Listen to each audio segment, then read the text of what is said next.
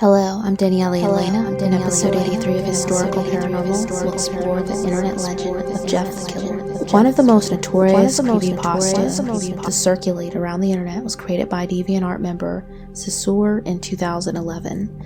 This is the combination of original research and memories of former ED editors, whose words must be taken at face value because in 2011 most of the relevant image discussion pages and user profiles for ED were deleted in their entirety. When the lead admin attempted to erase the site off the internet, ED was resurrected. The discussion pages with any information relevant to the case were not recovered. However, like everything else on the internet, one person's guess is as good as another one's. It eventually became almost synonymous with creepypasta itself, mostly known thanks to the ridiculous amounts of spin-offs as well as its infamously narmy and unrealistic origin story, both of which have turned something originally totally off the rails, frightening into something, well, not so much.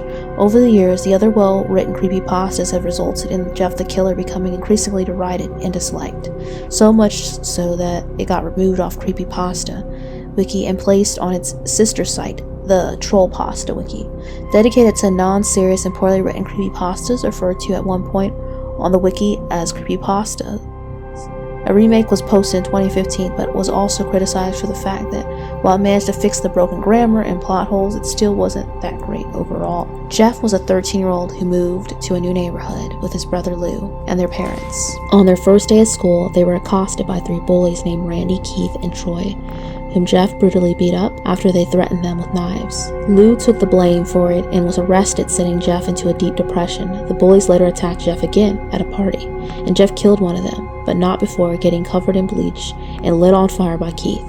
During this fight, Jeff's mind permanently snapped. When Jeff woke up, he was at the hospital and his head was wrapped in bandages. When the bandages were taken off, it was revealed that his face had become disfigured and ghastly pale from the burns with bright red lips and a leathery texture. Jeff said that he liked his face this way and laughed hysterically, but the doctor foolishly thought that this insanity was merely a side effect of painkillers and let Jeff go home. Later that night, Jeff's mother found him carving his face into a permanent smile so that he could no longer have and exert energy to smile. As he put it, burning off the eyelids so he could always see his face. Jeff's mother went to her husband that their son had gone completely mad and needed to be killed, but Jeff caught them and stabbed them to death. This woke Lou, who was recently released, with Jeff telling him as he was about to plunge the knife into his body, "Go to sleep." Jeff then went on a serial killer rampage, killing those who refused to sleep at night, and as the story continued, Jeff renamed himself Jeff the Killer. So Sisor's version, on October 3rd of 2008, a YouTuber named Sisor uploaded a video called Jeff the Killer. This is the original story of the more popularly told story. This video came out before the famous creepypasta was even written. In the original video, the song I Guess You're Right by the Posies can be heard playing in the background. Sisor claims he is the one who created Jeff the Killer, and that every internet story about Jeff the Killer is fake, including the famous creepypasta story. He claims Jeff never had an incident with bullies or bleach. Instead, he claims that Jeff was hauling a gallon of acid into the bathroom to clean out his bathtub, but slipped on a bar of soap, and the acid splashed over his face, and he was taken to a hospital when the neighbors heard his cries. And apparently in Sisor's original version of Jeff the Killer, Jeff never murdered Lou or his parents, and his full canon name is Jeffrey C. Hodek, not Jeffrey Allen Woods. Other works that have been inspired by Jeff the Killer are Jane the Killer. Due to Jeff's popularity, many fans made different expansions to the creepypasta, the most well-known expansion being a character named Jane the Killer featured in a story titled Jane's Letter, created by DeviantArt user Fear of the Black Wolf, a short story about a woman who views Jeff as her nemesis and kills those before he can, telling them, "Don't go to sleep, you'll never wake up." Although this creepypasta story was short, she became well liked among the creepypasta fan base, and many created fan arts of her, and a full audiobook style written creepypasta was created with the two rivals encountering.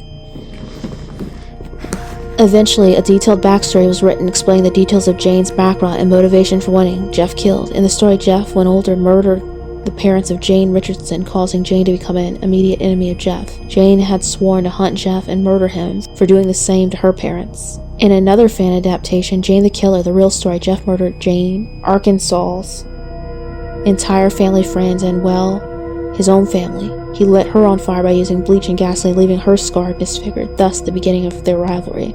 However, the particular version, Jane the Killer, plagiarizes the character, such as changing her surname from Richardson to Arkansas, and the fan base took it as canon, which displeased the creator of the character. Despite numerous stories, videos, and artwork, neither Jane Richardson or Jane Arkansas has a canonical connection to Jeff the Killer, and are merely derivative works of creepypasta. There's even a connection to Slenderman, another famous figure from creepypasta. There are many different ways in which fan content portrays Jeff the Killer and Slenderman in relation to each other. Most fan work depicts Slenderman as mortal enemies, on par with Jeff showing off one another's skills. Depictions of Jeff typically show him going into combat with Slenderman using his knives, while Slenderman is typically shown using his tentacles. There are even some various fan works that depict Jeff the Killer as one of Slenderman's proxies, often painting Jeff's image as some kind of super proxy that was discovered by Slenderman shortly after murdering his family and escaping to the forest. However, many fans do not exactly approve of this particular fan work, because they tend to argue and state that Jeff would be too insane to be controlled by Slenderman. While all of those concepts are non-canon to both Jeff the Killer and to Slenderman's mythos, it is nevertheless an immensely popular combination of the two in numerous fan artworks. Homicidal Lou. Another popular expansion is Homicidal Lou, created by DeviantArt user Vampire Note 13. A story about Jeff's brother Lou surviving his encounter with Jeff in the creepypasta and developing a split personality, becoming a serial killer himself, and contemplating whether to get revenge on Jeff or spare him. The expansion also claims that Lou is the older brother, even though it was never stated in the actual creepypasta itself which sibling was the oldest. This expansion was also the origination of the last name Woods, as Lou is named Lou Woods in the expansion. Even though the creator made the story as a what-if scenario, as a role-playing group, and even acknowledging that Lou dying may have been canonical, the majority of the fanbase took her expansion as canon. The Jeff the Killer story might as well have been the Joker's origins, and with the comparison to the infamous Batman villain made in recent years, combined with his presentation, Jeff the Killer has lost all of his impact. The origin of the image associated with creepypasta may be more interesting than the story itself.